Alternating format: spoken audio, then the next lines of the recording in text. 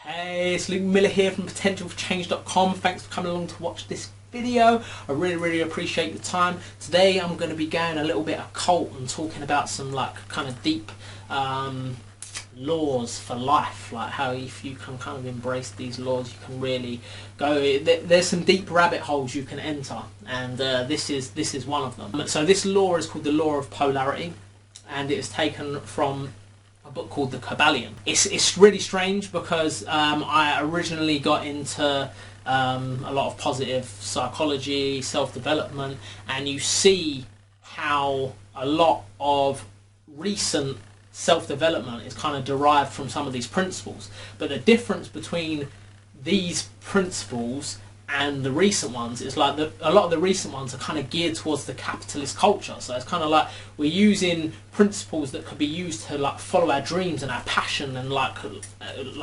really kind of get in tune with what matters, but they take them principles and they make it about having cars and money and all that kind of stuff, which it kind of takes away from the essence of what it actually is. So the Law of Polarity, it states that everything has its opposites, right? So to use a good example, hot and cold, right? Hot and cold is the same thing, but it's just a different it's a different degree of the same thing.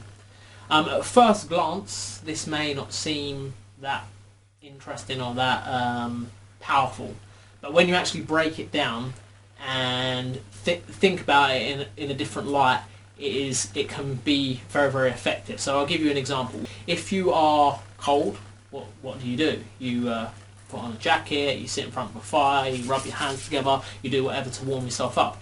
If you are hot, what do? You might have a cold drink, or you might take layers of clothing off, or fan yourself, or whatever.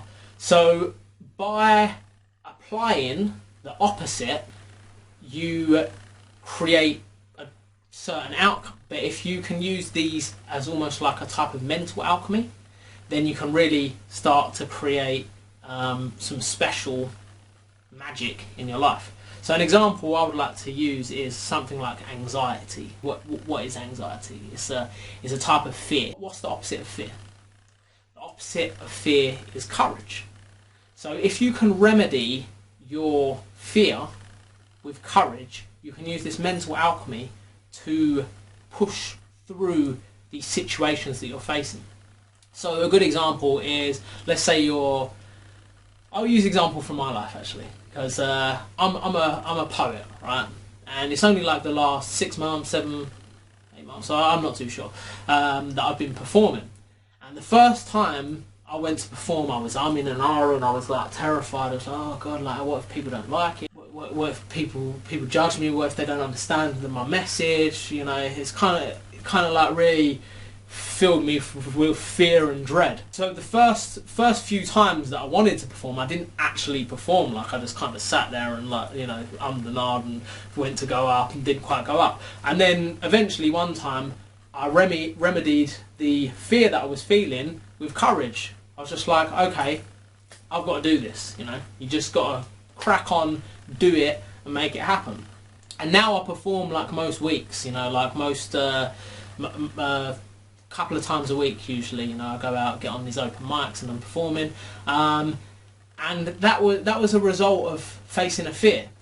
So this principle you can apply in many different areas, but at times it's often quite difficult to apply because it's not always really obvious what the opposite of something is. Like as using the example of hot and cold, it's obvious the hot and cold are opposites, but that there's certain emotions, certain feelings that it's kind of really hard to work out what the opposite of that is. But it gets you thinking, it opens up your mind to a new way of thinking, and it's really kind of an effective way to overcome a lot of things that you have going on in your life.